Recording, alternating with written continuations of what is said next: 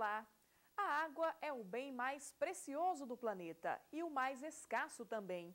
Apesar de representar 70% da superfície da Terra, a maior parte da água está nos oceanos, é salgada.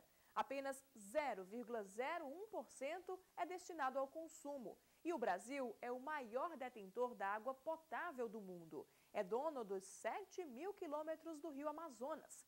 Mas o imenso país tropical também tem regiões carentes de água, como o Nordeste, que enfrenta a seca ao longo de séculos. Nos últimos 100 anos, a região vem aprendendo a conviver com esse fenômeno. As armas mais poderosas são o armazenamento de água em grandes reservatórios e o controle dessa água para garantir que ela seja suficiente para atender a demanda de milhões de nordestinos. A gestão da água é um dos destaques do programa Conhecer de hoje. Comando hídrico. Você vai saber quando e como os órgãos públicos começaram a controlar a água para evitar o desperdício. Divisão justa. A distribuição da água para consumo, abastecimento e projetos de irrigação e piscicultura.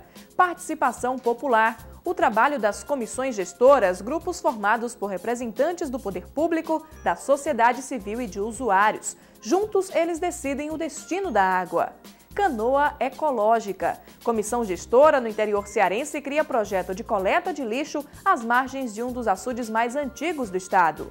Fruto da organização. A história do pescador que passou a ter salário depois que entrou em um projeto de piscicultura. Vida no Baixo Jaguaribe. Vamos conhecer o terceiro maior açude público do Ceará, que fornece água para irrigação de perímetros, abastece cidades e garante sobrevivência de pescadores artesanais. O programa Conhecer está no ar.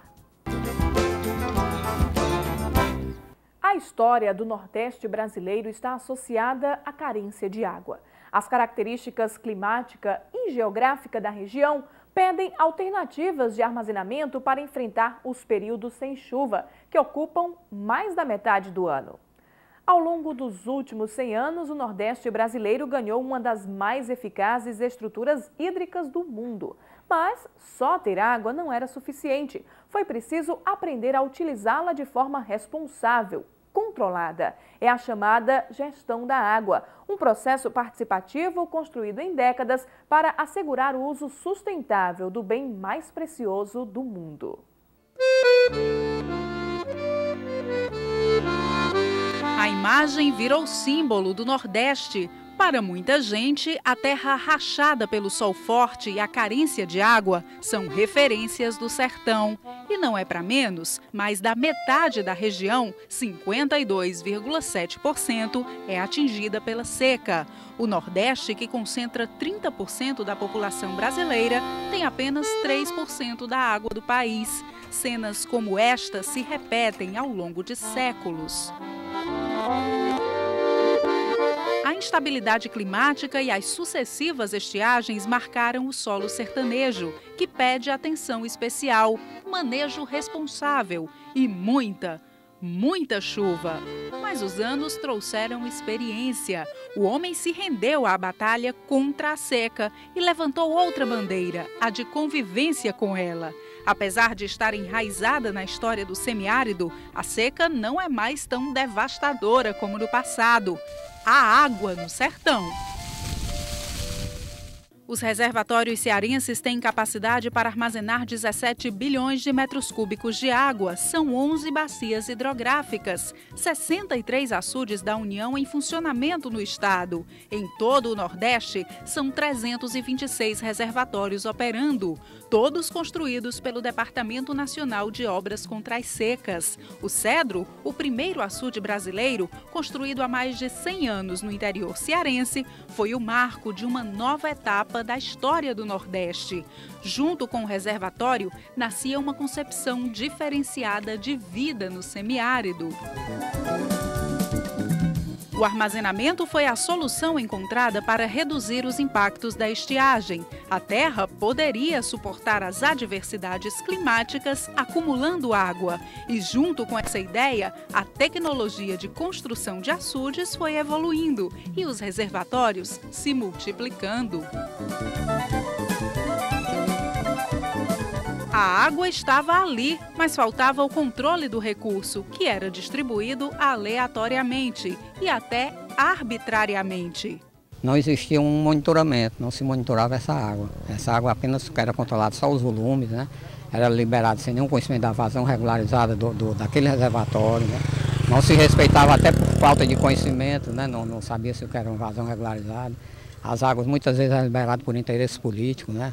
Esse descontrole reduzia a vida útil das reservas. Açudes que eram construídos para garantir abastecimento durante 3 anos secavam em 2, às vezes em 1 ano. Foi preciso atentar para um ponto tão importante quanto o armazenamento, o uso da água. A oferta de água foi com certeza o maior e mais importante passo para a redenção hídrica do semiárido brasileiro. Mas ter água hoje não significa ter água sempre. Por isso foi preciso criar uma estratégia de gestão, que começou em 1992 com a criação do Grupo Técnico de Gestão dos Recursos Hídricos, e o estado piloto foi o Ceará. 1992 é um divisor de água. Anteriormente a isso, não fazia nada de monitoramento. A partir de 92, o DENOC começou a cuidar racionalmente dos seus açudes e das suas águas. Em 93, os técnicos se reuniram, começaram a fazer os primeiros trabalhos básicos necessários para o monitoramento. Foi feito um cadastro geral de usuários em todo o estado de Ceará, de todos os rios, né? Em montantes, riusantes, perímetros irrigados, os usuários ao longo do rio, né? Pescadores. Com os novos dados, era possível saber a real necessidade de cada um dos reservatórios. Naquela época, o Código das Águas regia os recursos hídricos. Havia apenas 2 domínios da água: o público, se ela estivesse armazenada em reservatórios federais ou construídos pelas prefeituras, e o privado, se fosse em área particular. E a outra característica que durou muitos anos da Escola das Águas era a ênfase que era dada para a energia hidráulica e seu aproveitamento. Naquela época não se falava em uso múltiplo da água, né? Não se falava disso. O principal era a energia, o que sobrava podia ir para alguma coisa. Mas o desenvolvimento pediu mudanças. A partir de 1970, com o crescimento das cidades, foi preciso intensificar o abastecimento das populações urbanas e rurais, além de atender às áreas de cultivo. Chegou a irrigação. Junto com a nova realidade veio a Constituição de 1988, que promoveu mudanças na legislação da água. A Constituição de 88 ela derrubou uma das principais características do Código das Águas, que era o domínio das águas. Ela extinguiu o domínio privado sobre a água. A água passou a ser reconhecida como domínio público e apenas 2 domínios: da União, quando ela estiver armazenada nos açudes federais, e domínio do Estado em todas as outras situações. A água emergente, a água subterrânea, a água quando começa a perenizar os rios, né, fluentes no rio, são de domínio dos estados. Com a mudança na lei, foi preciso compartilhar o gerenciamento. A partir dali, os governos federal e estaduais dividiram as responsabilidades. Foi quando nasceu no Ceará a COGER, Companhia de Gestão dos Recursos Hídricos. Este modelo está fazendo 15 anos, né, este ano. A COGER foi fundada em 1993 e ele tem dado muitos frutos. Apesar dos desafios que temos pela frente ainda serem grandes, né, enormes, principalmente no que se refere à gestão da qualidade da água, mas no que se refere ao aspecto da gestão quantitativa, nós avançamos muito. A parceria deu certo. Juntos, União e Estado passaram a controlar a vazão da água, a monitorar os reservatórios, calcular oferta e demanda. Mas era preciso ir além, envolver a população. Foram criados os conselhos de usuários de água. Se reuniu uma vez por ano só, para discutir apenas a alocação da negociada da água, né? Quem fosse interessado podia ir para lá na reunião e a gente fazia essa discussão, mas não tinha mais nenhum outro comprometimento, era só naquele tempo, naquele mês, de julho, a partir de julho, se reunia para discutir a água, né? Com a criação da Lei das Águas em 1997, houve uma evolução na gestão. Foram criados os comitês de bacias, ou seja, em cada bacia hidrográfica há um grupo que acompanha todo o processo, desde a captação, passando pela distribuição até a utilização da água. Em vez da ênfase que era dado só à energia hidráulica, né? Um dos primeiros fundamentos que ela vem dizendo é que a gestão dos recursos hídricos deve sempre proporcionar o uso múltiplo das águas. né? Então você teria que atender abastecimento, irrigação, piscicultura, né?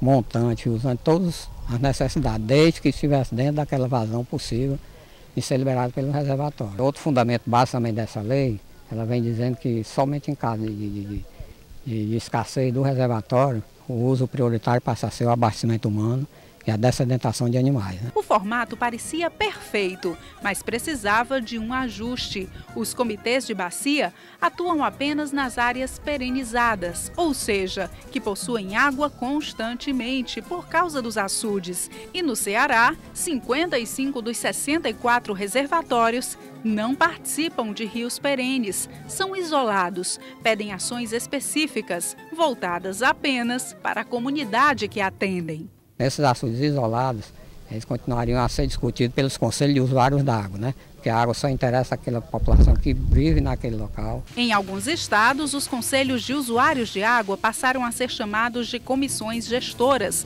grupos diversificados, mas com algo em comum, a necessidade de acesso à água. Esta é a comissão gestora do açude General Sampaio, formada pelo poder público, pelos usuários e por integrantes da sociedade civil. A comissão se reúne de 2 em 2 meses. Daqui saem, além de soluções para os problemas locais, projetos que garantam a utilização responsável da água. As reuniões são bem participativas, os avanços são comemorados e os problemas colocados em discussão. Nesta aqui, no Vale do Curu, a pesca predatória da tilápia estava em pauta. Ver de que forma vamos poder atuar para inibir a ação desse pessoal, que não está correto, né? Está prejudicando o nosso povo. Porque a pesca de arpão, o pessoal que vai lá só pega o peixe que está na cama, com os alevinos. Então isso dá uma redução muito grande na produção. Quer dizer, um peixezinho aí de 0,5 gramas, o cara mata lá uma tilápia na cama e está lá com 700, 800 alevinos. Então aquilo ali com 6, 7 meses vai ser uma produção muito boa que poderia ter ficado para o nativo, para o pescador daqui, né? Quando de repente o cara vem e mata lá aquele peixe fêmea e aquela produçãozinha, por ser um peixe bem pequeno, ela acaba, o tucunaré, o predador vem e pega e acabou a produção. Reuniões como esta acontecem em todo o Nordeste e no norte de Minas Gerais. No total, são 61 comissões gestoras, discutindo democraticamente os problemas e buscando soluções. Isso garante a preservação da água a longo prazo. Tem toda essa problemática de escassez de água que necessita de um planejamento e da atuação da comunidade para ver a importância disso e planejar melhor os devidos usos ao longo dos anos para que não falte esse recurso tão importante que é a água.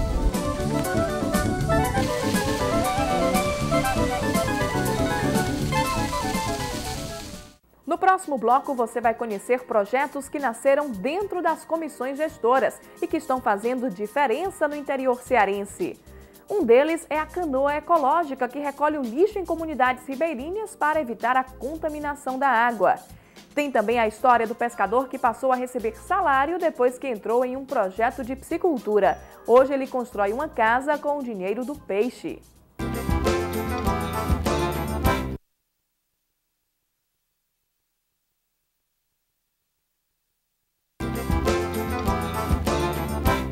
A participação popular é fundamental nas decisões sobre o destino da água dos reservatórios nordestinos. Afinal, são os usuários os maiores beneficiados por essa água, portanto, os que mais conhecem o seu valor. A comissão gestora, que discute alternativas de uso responsável e sustentável da água no município cearense de General Sampaio, é uma das mais atuantes do Nordeste. 2 projetos são destaques. Um deles transformou pescadores artesanais em piscicultores e o outro evita a poluição do açude da cidade. Uma canoa ecológica recolhe o lixo nas comunidades ribeirinhas. O cinza da vegetação indica estiagem. Final de ano, época de pouca ou nenhuma chuva no semiárido brasileiro. O açude General Sampaio, batizado com o mesmo nome da cidade onde fica no interior cearense, mais parece um oásis no meio do deserto. O reservatório, construído pelo Departamento Nacional de Obras contra as Secas em 1935, tem capacidade para armazenar 322 milhões de metros cúbicos de água. É ele que garante o abastecimento humano e animal, a piscicultura e a irrigação das lavouras na região. Por isso é tão importante para quem mora aqui. A comissão gestora do açude, que se reúne na Secretaria de Agricultura do município, discute ações que possam fazer render a água do General Sampaio. Para isso é preciso, além do consumo consciente, outros cuidados ambientais que garantam a qualidade da água.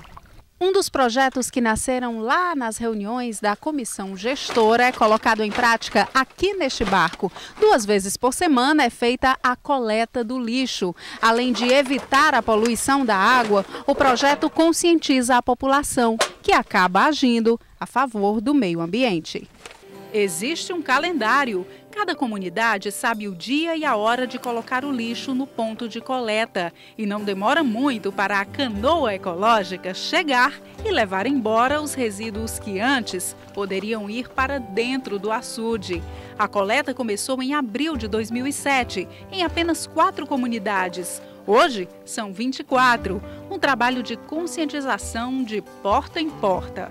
Foi visitar todas as casas em torno do açude e pedindo o apoio da população para abraçar o projeto, né? A gente pediu o nome do RG e o compromisso dele de, ao coletar aquele lixo, deixar num ponto, que este ponto a gente fixava no dia da visita, para quando a canoa passar recolhendo, o lixo já está naquele local. Deu certo. E deu certo, graças a Deus deu certo esse trabalho vai continuar sendo fortalecido cada vez mais com o apoio das associações comunitárias aqui do General Sampaio, com o apoio da colônia de pescadores também, outra parceira, e, logicamente, com o poder público implementando tudo isso. O projeto também ajuda a manter limpa a área de preservação permanente que fica no entorno do açude. Outra preocupação é com a manutenção da infraestrutura hídrica, que assegura o armazenamento da água. Na gestão de recursos hídricos, você não pode pensar só no líquido que está armazenado.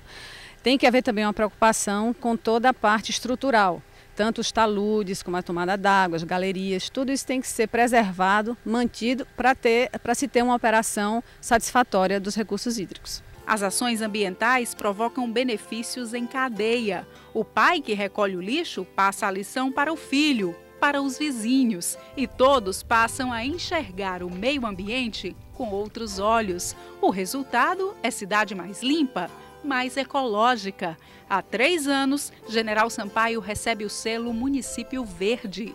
Foi assim um reconhecimento por muitas ações voltadas para o meio ambiente, a proteção do meio ambiente, mas que só deu certo, isso aí eu afirmo, em virtude da participação de todos, né? Principalmente da sociedade civil, da comunidade como um todo. Seguimos margeando o açude General Sampaio em busca de outros projetos que utilizem a água de forma sustentável.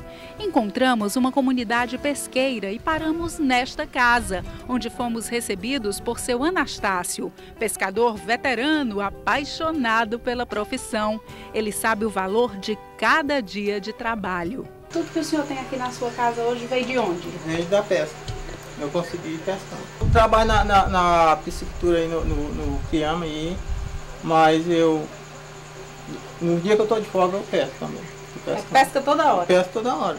Porque tem amor pela profissão? Eu gosto, pelo que eu faço. Pedimos a seu Anastácio para nos levar até os peixes. O ex-pescador artesanal virou piscicultor.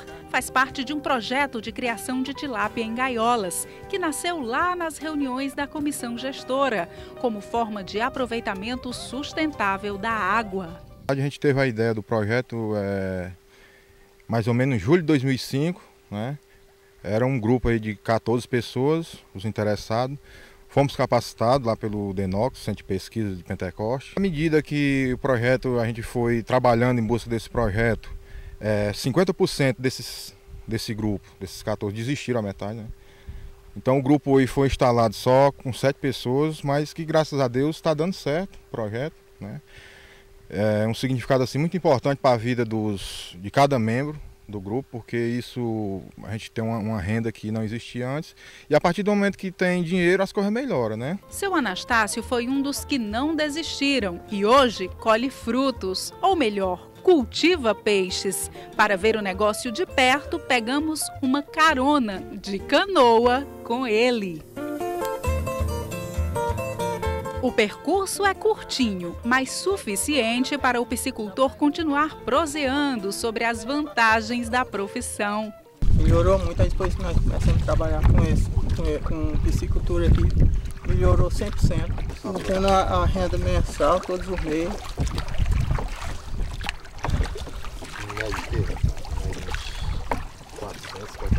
Em média de 400, 450 por mês. Todos os meses a gente tem o dinheirinho certo. A renda certa de seu Anastácio sai das 60 gaiolas do projeto. Toda semana são 2.500 quilos de tilápia.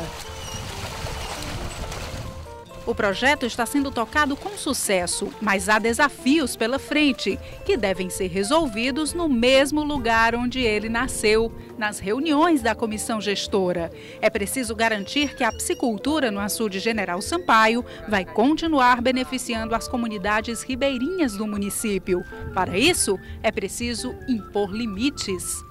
Nós queremos definir a parcela, tanto a capacidade de tanques-rede no açude, o que isso pode suportar, como também definindo essa capacidade, definir essa parcela que vai ficar para as comunidades e para os particulares. Obstáculos à parte, seu Anastácio vai tocando a vida. Esta casa de tijolo, bem ao lado da de Taipa, onde ele mora hoje com a família, está sendo erguida com o dinheiro do peixe. A gente está fazendo devagarzinho aqui.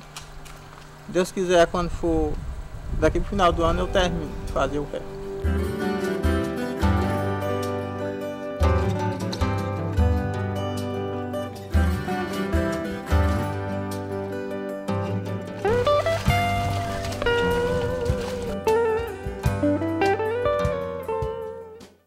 Daqui a pouco, no programa Conhecer, Vida no Baixo Jaguaribe. Vamos conhecer o terceiro maior açude público do Ceará, que fornece água para irrigação de perímetros, abastece cidades e garante sobrevivência de pescadores artesanais.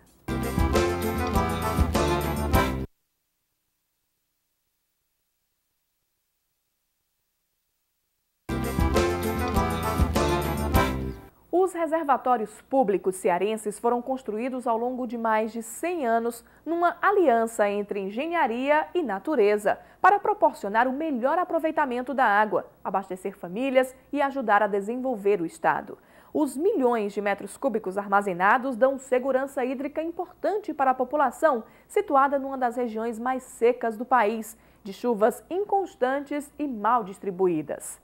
Um dos protagonistas no histórico da açudagem no Ceará está situado a 230 quilômetros da capital, num local que foi estudado, desbravado e transformado para oferecer melhores condições de vida aos sertanejos.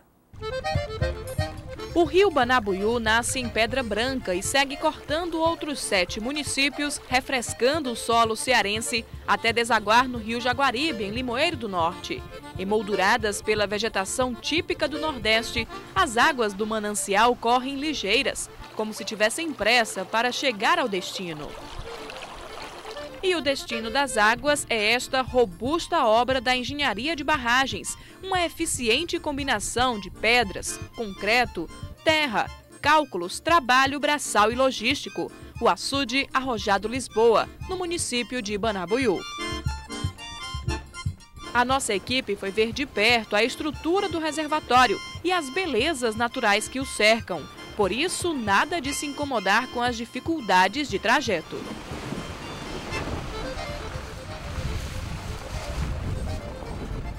O açude Arrojado Lisboa foi construído pelo Departamento Nacional de Obras Contra-Secas e inaugurado em 1966. É o terceiro maior do Ceará, atrás do Oroz e do Castanhão. Seu João Pereira, funcionário aposentado do DENOX, de 83 anos de idade, estava aqui desde o começo. Eu cheguei aqui em 1 de novembro de 1957. com 8 grupos gerador a óleo diesel, vindo de Corema da Paraíba, do açude Estevam Maria. Entrou em janeiro de 58, entrou a seca horrorosa. Aí foi quando nós chegamos na hora. Né? Aqui tinha um bebedouro de onça ali no olho d'água. Armemos lona, armemos barraco de folha, de palha de carnaúba, de coqueiro, fizemos o alojamento, depois fomos construir as venarias fazendo aos poucos. Gaipão, oficina, escritório, residência de morada. Meio século depois, o aposentado pode ver o resultado do que ele ajudou a construir, uma estrutura que funciona toda integrada. A barragem principal tem quase 60 metros de altura, o triplo da barragem auxiliar. Mas certamente o que chama mais atenção é o porte desse gigantesco maquinário. O açude Banabuiú tem 6 comportas, cada uma com 8 metros de altura e 15 de largura, todas controladas por motores. Já foi feito o projeto já pensando em colocar as comportas. Já foram feitos com toda medida, com a capacidade dos motores, a altura das comportas. Então já tinha esse sentido. Esse local era um sagrador de vão livre, 90 metros de vão livre, onde foram colocadas em 80 as comportas. O caminho da água passa obrigatoriamente por este imenso leque branco. O açude Banabuiú possui 2 válvulas dispersoras, cada uma com capacidade para liberar 24 metros cúbicos de água por segundo. No momento, só uma delas está em operação e liberando volume equivalente a apenas 1/10 do que é capaz, o suficiente para gerar uma bela imagem de fartura hídrica nesta região tão árida. Como apenas uma das válvulas está em operação, 2 comportas foram acionadas para evitar que a população que precisa da água do açude fique desabastecida. A partir do que foi combinado entre a COGER, Companhia Estadual de Gestão dos Recursos Hídricos, que monitora os açudes do estado, e o DENOX, que administra o reservatório, cada comporta está mantida com uma pequena abertura de 5 centímetros, liberando um impressionante volume de 10 mil litros de água a cada segundo. Essas comportas a gente só pode abrir quando tiver necessidade. Então, são elétricas, quando não tem, se ocorrer um pane na energia, elas podem ser abertas manualmente. Tudo combinado, tudo certinho, com jeito para não prejudicar as pessoas que ficam acima na margem do açude e nem alagar as cidades abaixo do açude. Ao ser inaugurado em 1966, o açude Banabuiú podia armazenar 1 bilhão de metros cúbicos de água. No início da década de 80, quando o antigo sangradouro deu lugar às comportas, a capacidade do reservatório quase duplicou. Foi para 1 bilhão e 700 milhões de metros cúbicos. Mas no ano 2001, foi realizada pela COGER uma batimetria e a análise constatou redução na capacidade do açude. Com o estudo da batimetria feito pela COGER, foi constatado uma diminuição de 99 milhões de metros cúbicos, que hoje ele armazena, com a utilização das comportas, um volume máximo de 1 bilhão e 601 milhões de metros. Houve uma suspeita quanto à qualidade da água na época.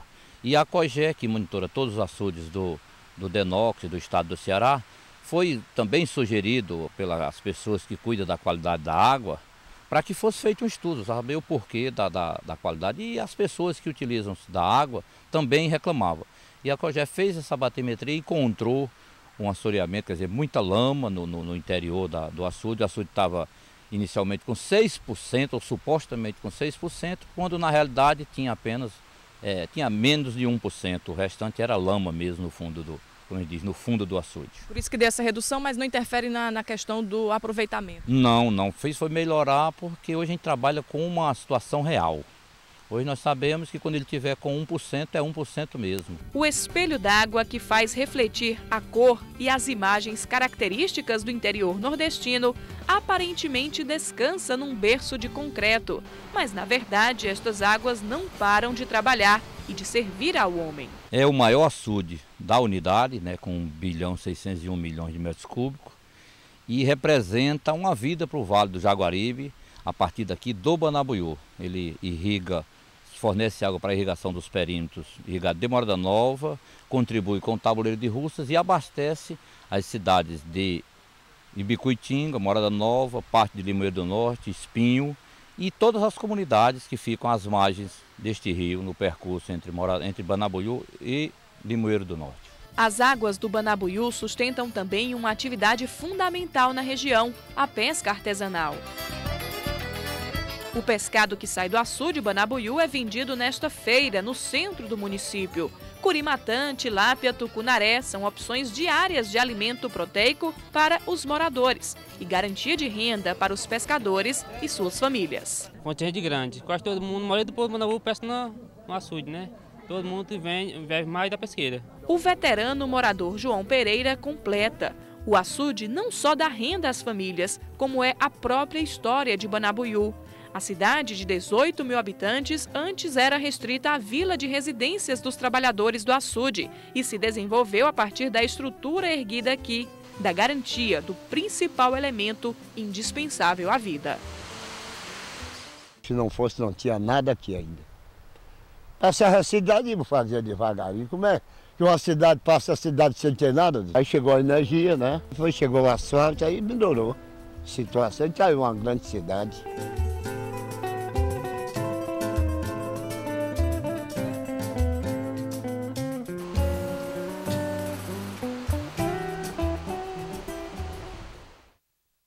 Esse foi o programa Conhecer de hoje. Se você quiser se comunicar conosco, pode mandar uma mensagem para o endereço eletrônico conhecer@tvdiario.tv.br. Até o nosso próximo encontro.